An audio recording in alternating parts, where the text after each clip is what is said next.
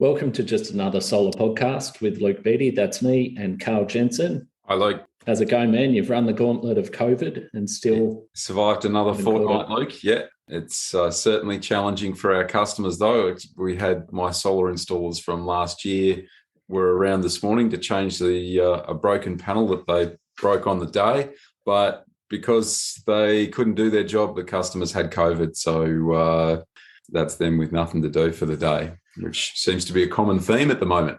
It is. And we're hearing that from solar companies all over the country where one of the team gets COVID and it either goes through the whole team or the other guys have to go into quarantine. It's a nightmare for scheduling, nightmare for putting panels on roofs and collecting money. Cash flow, big problem for everybody. Yeah. Okay. Today we've got Sam Craft from NRG Solar on the line. Hey, Sam, how are you? I'm good, guys. Thanks so much for having me. I was going to start with your resume, but that'd be the next 5 to 10 minutes. I mean, so you're a director of NRG Solar, director of on the Smart Energy Council board. You founded AWISE, Australian Women in Solar Energy. You're on the Solar Cutters Committee, some SA government stuff and SAPM boards. Where do you find the time for all of that, Sam? I'm very lucky that they invented coffee. So I drink a lot of that.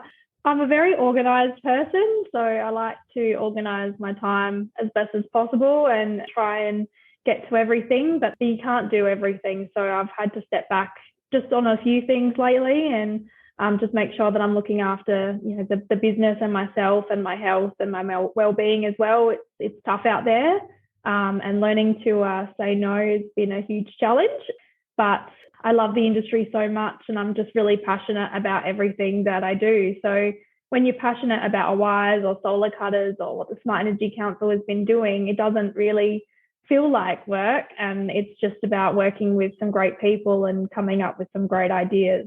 So I love doing it. Well, we're glad that you said yes to us because you've had quite a journey into solar. Just to start with a background, you first studied law. What made you jump from law into solar? It's quite a funny story. Like most impressionable Year 12 students, I think that's when Legally Blonde came out and I thought, oh my gosh, she's amazing. No, that's not why I got into law. Everyone always asks. I've really been passionate about justice and equality and making sure that people have representation and fair and equal rights. And it's been a huge passion of mine since I was a kid. And so naturally, law was something that I really wanted to do when I finished school. And I finished school, went to Flinders University in South Australia and finished my law degree and absolutely loved it. Finished law school and did a bunch of law clerkships, got a scholarship, went over to America and studied human rights over there, which was incredible. When I didn't have the passion that I thought that I would have working in law, I found it, I guess, a little disheartening that, you have to work for these big companies and you need to, have huge billings and there's a lot of work to be done. But I didn't feel that I was meeting my need of helping others. It felt more, transactional, I suppose. And I was really not enjoying it, to the point where I just thought, oh my gosh, I've done all of this work and I've got a degree, I've got all this debt, and now I don't like it. Like, what? That must be tough after putting in all the hard work and the study and everything else. I can see how you come to that, though, as in the idea that the law is fair and equitable to everybody is a dream in reality. It's just not. Comes down to who's got bigger pockets, and I can see how it could be disheartening. Yeah, so I walked away and I was doing some part-time jobs still back at the bar that I worked in in uni, and I went out for dinner with Eddie May, my business partner. So he had just started dating Anne, and that is my husband's sister. So Eddie's now my brother-in-law, but it didn't start out that way. And so the first time I met Eddie, he was talking about a new business that he'd started in solar, and he was talking about the challenges of orphan solar systems. There was a lot of admin to be done and customers to be spoken to. And maybe I was a few glasses of wine deep, and I was like, hey, I'm not doing anything. Can I come and just do some admin or volunteer or do whatever? I don't like not doing anything. So I started working at NRG a couple of days a week for free, volunteering, getting my solar apprenticeship done, I suppose. And I absolutely fell in love with renewables, and what we do is so special. The manufacturers, the retailers, just everybody, the supply chain of solar, and then just the outcomes that it can give for customers. When you speak to a customer in service and you understand all their pain points along their solar journey, it helps you really create a sustainable and caring process for those customers when they do buy new solar and batteries. And it's been a passion and an absolute amazing part that I've been able to contribute to a process that is sustainable for customers. They get sustainable products, sustainable service, sustainable after service if something goes wrong. And I don't need to take as many phone calls from customers who've just had nightmares experience. We still have customers that call who've had systems installed by others, and we still help them. But I love that a customer who is ours or isn't ours gives us a call when they need help, and we're willing to go out there and fix their problem. Because in order for us as an industry, us as a planet to be sustainable, we need to have sustainable solar. There's no point continuously going out there, ripping off systems that are 2 or 3 years old and putting up new ones. It's just not sustainable. Solar should be built for the 10, 20 years. And that's what we do at NRG. We want the solar systems to really last the customers. We want them to have consumption monitoring so they can really change their habits, make informed decisions about batteries and things like that. So I've just fallen in love with all of that. And I've fallen in love with all of the extracurriculars, and I couldn't think of a better industry to be a part of. So you studied law and you went to practice it, and you couldn't fulfill that personal conviction or your passions, and you found it in solar. That's a short way of putting it. You just bought your own big battery as well, I heard, Sam. Yes, so I bought a Tesla under the Tesla virtual power plant. So I've been watching that work, which has been really cool. Being able to see my Tesla charge and discharge according to what the grid needs has been really interesting, and it's been a good journey with Tesla. I was thinking about your bigger battery, the one with wheels. Yes, and I have a Tesla car. Obviously, I'm a Tesla fangirl. The car is incredible. Just recently, Tom and I, we went to Flowerdale in Victoria, had a few stops at superchargers, but it was just an absolute dream to drive. You put the auto drive on or what have you, and I was almost falling asleep because the car does all of the driving for you. There's nothing to do, so I had to turn it off. Very easy trip. It was, and it was amazing. It was just incredible, and all of the Tesla easier than an internal combustion engine trip. Yeah, and all the Tesla people on the road, they always wave at you because I think we're in like a secret Tesla club. So you've been successful in solar, very much a customer focused. You're in it for the long term, which is credit to you because that doesn't describe every solar company. And you started AWISE, Australian Women in Solar Energy. What was the motivation for that? Well, I got the call up from Bobby McKinnon, who is just an incredible woman in this industry, and she inspires me every day, to be honest. She put on Solar Cutters that, she really feels the need to have some representation of women in this industry, and it's been something that I've been talking about for a while in South Australia. And so she called me and she said, we're going to do this. We're going to do a women's group, and we should all work together, a whole bunch of us, and really start making this a big matter to the solar industry.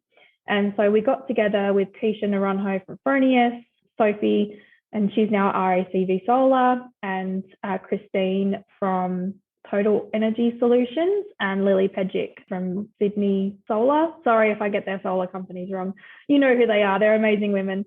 And we get together and we had a first meeting, and we talked about what it's like to be a woman in the industry, and what opportunities there are for businesses and the renewable energy sector at large to get women to join the industry and get them better representation and equal opportunities and rights. The AMO paper that came out, which sort of sparked me to really realise where we're at, said that very easy for a boy or a man to get an apprenticeship, easier than a girl, in solar or electrical, because there's this affinity that if you were hired as an apprentice, you looked up to the person that hired you, who was a man. And then when you are then hiring someone, you sort of look for someone who had the same attributes as you. So you want to hire someone, he could be the next me, and we could work really well together and things like that, which isn't always a natural attribute when you're looking at women, and all the challenges that there would be to have being a woman apprentice, the term, they can't lift a solar panel and things like that. So just being with a group of like-minded women is just incredible. And we've been doing a lot of work behind the scenes. Some of them haven't been able to be pulled off because of COVID, but we're still trying. So what are some of the goals that you guys are heading towards? Yeah. So last year we ran a scholarship with the Solar Training Centre in Adelaide, and I think they're in Melbourne as well. We worked with CAS from there, and we awarded a scholarship for an apprentice to do their solar training with Solar Training Centre. So that went to Sophie Van Weest from Creswick, Victoria, and she works at JBE Solar and Electrical. She's a 4th-year apprentice there. So we hope to do that yearly. We were also planning to do an information day or a conference day tied into one of the bigger conferences to educate on equality, to educate on communication, to educate on attracting female talent, and having some roundtables with the industry on how to best address this in their own workplaces and things like that. Unfortunately, we had to pull that at last minute. I think we were going to try and do it for the CEC in Melbourne, but that got pulled. And at the moment, we are just taking a little bit of a break. It's been quite chaotic for solar companies coming into 2022 already. So we're just pressed pause. I think we'll catch up in February. It has been a challenging time. What are you seeing? The COVID disruption is the obvious one. Yeah. And how's that impacting? The solar coaster, right? Every time you think you can't do any more loops, there's more loops and more hills and more turns. We still don't have Teslas and that on the 4777 accredited list. So we're still mitigating that. We've got installers with COVID, customers with COVID, stock issues, transport issues. Even Eddie with COVID. Yeah, Eddie with COVID, AdBlue issues. I don't know what else is there. And World War III, pending World War III in Ukraine at the moment as well. So, are you serious? Yeah, they're lined up at the border. It's awesome. Yeah. Oh my God. 100,000 troops would scare anyone. Yeah, I didn't know that. I've stopped watching the news. Probably a good thing at the moment. But you were saying what else can happen? The last couple of years have shown us that we can't even predict what the challenges are going to be. Just to come back to it, Sam, so you were talking, an interesting point you were saying there about attracting talent to the industry. We're doing a disservice if we're not bringing in the best and the most capable people. What do you see as the challenges there, and what can we do as an industry to bring in more talent? Look, we've looked at this vastly because it's like a 15-prong problem.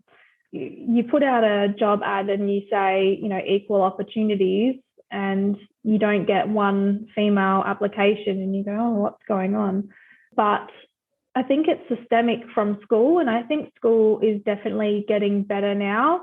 I remember meeting my career advisor, and, she's looking at my grades and she's like, oh, you're good at English, you're okay at math, you should go to uni and do law or something. They didn't talk about STEM with me, and I don't know how they're going now, but we've been working with AWISE to go into some schools. Lily's done some talks. I think Keisha's done some talks to school level kids and high school students to talk about the opportunities for women in the renewable and the solar sector. And that will start to change how that's looked at, and apprenticeships and things like that. I think anyone who's a parent in solar should be volunteering I know you can't really go into schools at the moment, but doing a talk on what that's like and how females have a huge part to play in joining the renewable energy sector. So it changes some of that mindset early. obviously, yep. I really agree there, Sam. I think a lot of industries are struggling to attract talent.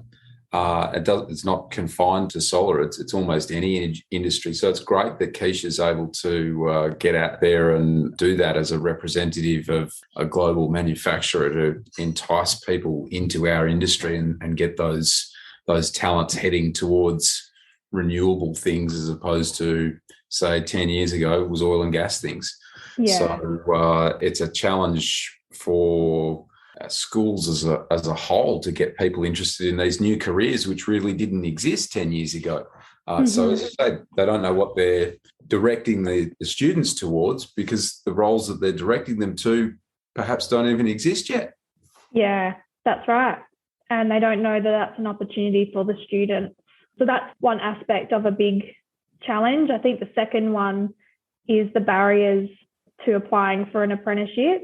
So whether that being, I just say to business owners, have a look at your business or go to one of the females in your business and go through an equality checklist. I mean, one of the people that I spoke to only had boys' toilets at the office. And like, it's so simple, but if you were interviewing someone in the office and they wanted to go to the bathroom and there was no bathroom for them, there would be no way they would think, oh, this is a good spot for me. Some old people are a bit old school. They might have magazines in the toilets and things like that. Don't have that, and try and make a welcoming environment when you are interviewing. And, even bring in one of your employees who feel the same way so they can sort of talk about their experience in solar so that they can hear about how positive it is, not just be interviewed, but you're almost trying to sell it to them as well and make it sound like it's somewhere that they want to be and that there's career opportunities. Everyone that I speak to in interviews say they're passionate about renewables, but investigate that. Like, why? What is their passion? Because I say to people, solar panels on the roof for most are pretty bloody boring. So what is it actually that you are passionate about for solar? Is it changing someone's life? Is it stepping back and being proud of something, and really start to understand that, and then you can entice them to work with you and build on that passion with them. So really understanding that passion, I think, is a huge one. I'm terribly selfish when it comes to that sort of stuff. And when I talk to people about my customers, obviously then going out to mums and dads and selling solar systems, as everyone knows, I've always said the right size solar system is one that fills your roof. So in a market with declining feed-in tariffs, what does that actually look like?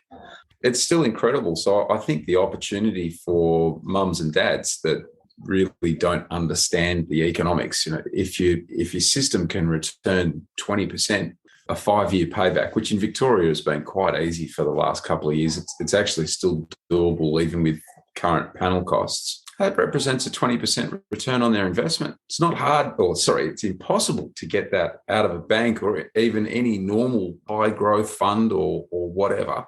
And that investment pays over and over. And that's money that they can spend on other things for their kids, holidays or whatever.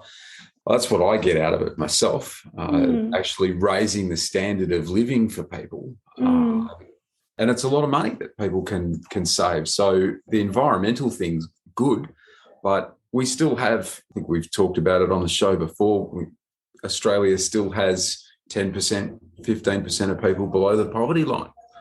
So there's still plenty of people out there that are a hell of a lot less fortunate than us, and these things can make a big difference. And the thing is, though, right, we talk about return on investment with solar, we talk about return on investment with batteries. And Eddie said to me, what's a return on investment on a decking? What's a return on investment on a swimming pool? What's a return on investment on a new car? Yes, you enjoy it, but there's no return on investment. We're in a very unique product where you save money by buying it. And I think that has distorted the customer or the consumer's mind around how much they should be paying for a solar system because it's supposed to be paying itself off. And, we're trying to move away from that. Yes, return on investment is incredibly important, but it's also super cool. Like, look at this app or look at this opportunity you've got now. Like, instead of return on investment, you are now saving X amount per quarter. Why don't you save up and go to Melbourne with the family or go to Bali or buy a new TV or do something with the savings? turning that into a motive for a customer more than just the pure dollars and cents of the electricity bill, for example. I thought that was really hard to sell on the basis of ROI when you're facing low ballers in the industry and people who aren't planning like your business, Sam, NRG, to be around for 20 years to service your customers. You're competing against companies that can show 3-year ROIs using substandard products, not running sustainable business models, but selling purely on ROI. I agree. There isn't much of a good future for companies doing that. So what are the other drivers? That's interesting. I guess every driver is a little bit different, but a lot of people, and I'm not in sales, but a lot of people from what I can understand is really just starting to make a positive influence for their family. And like Karl said, you know, changing their lifestyle and allowing them to live a bit differently. You've got people that just want independence. You've got people who, like, we sell a lot of Tesla batteries here at NRG, and people just like them because they're cool. You know, they want to put them where their barbecue area is. So when people come over, there's like a green glow and they want to be like, yeah, that's my Tesla. You know, like there's lots of different reasons, but I think you've just got to talk to a customer and really uncover their purpose for buying solar and then tailor that design and system for them. If they just want a budget solar system because they're about to sell their house and they want to add value to their house, then NRG probably isn't the right solar company for them. We want to support that customer throughout their whole journey and whoever moves into that house. So we want to make sure they had quality components, for example. So knowing when to say no is also important if you're not the right fit. And there's lots of people that could do that for them, but not necessarily the right people. Oh, it's so complicated. But you know, I think it's just understanding what the customer needs is the most important. So, Sam, on that note, South Australia leads the world in a number of different metrics. I think they've got the highest concentration of distributed PV in the world. You're up around the 45% mark, is that right? I believe so. I think we've just run 100% off all renewables over the last week, which is awesome. And you've got the world's largest virtual power plant with Tesla's, also Adelaide. Yep. You've got the big battery, which was the biggest battery that anyone had ever even thought about installing. Yeah. And everybody's made, well, the people that own that project have done sensationally well out of a market that we really didn't even know existed. Just like solar. That's just like our industry. So tell me, Sam, maybe 4 or 5 years ago in Adelaide particularly, there was a lot of load shedding going on. So homes are being shut down for power on peak days and that sort of thing. Is that still going on? Well, SA Power Networks are currently trialling flexible export, which is a new way of looking at purposefully shutting down solar because of that duck curve and it getting dangerously low in demand. So the flexible export program is for consumers that are in high density solar.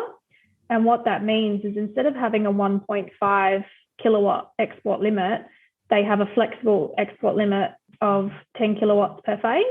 So on a spring day where it's quite cool, no one's really using their air conditioners, maybe the export's very low, but when the grid really needs that energy, it can export up to 10 kilowatts per phase because that's what the grid needs. And SA Power Networks are able to communicate that to the solar system so they can move up and down depending on what the grid needs, which I think is way better than having a static 1.5 kilowatt export. So I think that's absolutely incredible how they're trying to be technology focused and solution focused for customers in South Australia. How often do you think that that's happening? As in, if you've got a flexible export limit at 10 kilowatts a phase, that's a lot of power. We could be exporting a couple of hundred units a day in good times.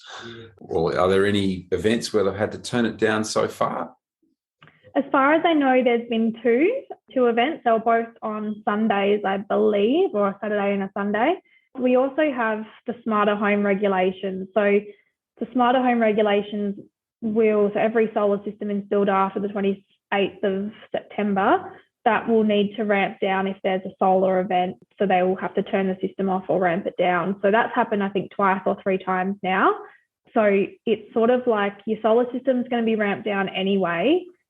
It's better to have this flexible export option so you can recoup that at another time, if that makes sense. Yeah, so 3 times in, 6 months? So Yeah. half a dozen times a year, who cares? It doesn't matter. It's not making a sizable change to the economic payback for the customer. Not at the moment, but I think as SA continues to grow in solar, although we did have a downturn of solar last year, thanks to SunWiz for that data. But as we continue to get more solar and batteries, we will need to be smarter about how we do this, because I don't think anyone's going to be paying for the grid to get upgraded. So we're going to have to get smarter with technology. And once again, South Australia is leading the pack. So WA is bringing in remote shutdown in 2 weeks' time, but they haven't got that dynamic export limit in SA Power Networks is doing. So it's a good thing. But you were saying they can also do it on the other side where they can push more export.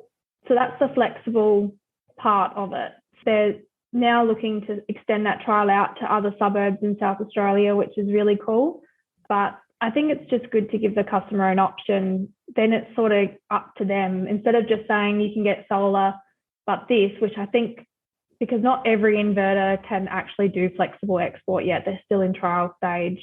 So there's quite a lot of systems with 1.5 kilowatt export, but the Fronius is able to do that with switched in. So we've been installing a fair bit of switched in and Fronius, and to be able to talk to those customers and see how their journey's gone has been really good. And especially on the days where they're exporting more, they're really happy with it. They're happy that they've been able to sign up with something that isn't locked in, I suppose. That's definitely a big challenge for the industry. And I think it was more of a challenge before, when effectively we were controlling the output of these systems by grid voltage dependent power reduction. So if we've got a scenario where the network operator is really obliged to go and turn down the local transformer so that you can export it, as opposed to saying, oh, leave it alone, and all of these systems are exporting miserable amounts of power because they've reached the voltage limits. So I think it's a great thing in that regard. You can plan for it, and you can do the maths for the customer. If you install a system today and you say that it's going to make 8.5 megawatts a year, and at the end of the year it's made 2 because it's sat on 255 volts the whole time, just leaves us in a quagmire of who do we blame and who comes to the party. So I think it's a great solution. I love to talk about who's to blame. This industry always just looks for a scapegoat. Like, that's true. It's Sappen's fault, it's the transport's fault, it's someone's fault. Like, oh gosh. It's just nice to have someone like a retailer, a DNSP like Sappen, who, because I'm on their solar industry group that really listens and wants to make a difference. And they're making worldwide headlines because of it. I mean, they've now developed this new app, and you apply for solar at an NMI and it gets approved straight away. Like, it's become so smart. Usually back in the day we had to wait 10 days for it to get approved. But now we can literally do an application and install it tomorrow if we wanted to, which is amazing. So the next step for that, Sam, has to be the demand side as well. So we need that trigger in there so that when your car's plugged in the garage, when that trigger goes out and says you need to turn down the inverters, it also needs to say start charging your car. Yeah. So there's a big opportunity. I think that opportunity exists best for our industry, in that a lot of the time we're going to be there at the same time. So I think that anyone buying an electric car, and I think 2022 we'll see 40, maybe 50,000 electric cars sold this year. I see that as 40 to 50,000 charge points, and I see that as 40 to 50,000 potential solar upgrades as well, and home batteries. So that's a huge opportunity for the industry. Yeah. And South Australia is already halfway there because you've got all of those batteries. Yeah, absolutely. And I mean, time of use is very normal for other states, but that's so new to South Australia. We've only had a flat rate for a really long time, but now we have the solar sponge tariff, which, people who don't have solar can use electricity for less during the day now and charge their EV or run their pool pump for a lesser amount if they're on the right plan, and start soaking up some of that excess energy so we don't have high voltage and the solar can stay on and it becomes more sustainable. So it's all about just the right balance at the right time, and they need everyone to work together in order for us to come up with the right solutions, because everyone has a different point of view, which is amazing, but we also have to acknowledge that there are going to be issues and problems and work together to solve that, because the future of energy is going to be either highly sustainable or the complete opposite, and we're going to be in real trouble. Now, Sam, we've covered off some of the negative aspects and the challenges in the industry. What can we be optimistic about for our industry? Yeah, that's a great question. One I should have given to you before the podcast, perhaps. No, there is so much to be excited about. Sometimes I get stuck in the problem-solving world of my life. There is so much to be optimistic about. Like Karl said, there's all these new technologies coming out that are going to be so exciting. We're starting to be able to travel. I think there'll be more conferences this year. We'll be able to get to hang out again and talk and tell our stories and learn so much. As the industry considerably moves forward, because I think we're just having standard change after standard change after standard change right now. We have to settle at some point, and so I'm really looking forward to that. There's a huge opportunity for all states to get into EVs. I think there's going to be a massive need for home electric vehicles. We've been speaking to Solitaire Audi, close to us, and helping them install their EVs for their customers and things like that, and pulling in different businesses that have the same synergies and how can we work better together. And, you know, you've got hot water solar pumps, you've got home automation, you've got solar carports. There's so much out there for this industry to go and be innovative and work on. It doesn't just have to be your standard solar one size fits all. There's just so many innovative technologies and solutions out there. I saw on Solar Covers the other day that someone did a solar system and they put the panels on a horizontal north wall, and I'm like, oh my gosh, that's so cool. I want to do that. So I want to find a house now that we can put solar on their wall. I think that'd be awesome. There's always something you can do in solar. There's just solutions everywhere. So I think we can be optimistic that when there's a challenge, you can put it in Solar Cutters and you will get a solution. The brain's trust. Yeah. Yeah. Well said, Sam. Yeah. You can bleep this one out, Luke, but that one's for Sam. So Wow. that's Matthew Wright from Pure Electric. So that's his house in Brunswick. Yeah. All sun powers, and there is literally 35 kilowatts of sun powers there. And then there's his dad's house, which has solar panels on the wall. Interestingly, when he posted that online, there was a whole bunch of guys who were being critical of it and saying, oh, man, this is terrible. Can't believe you do that. But with the cost of solar panels, why not?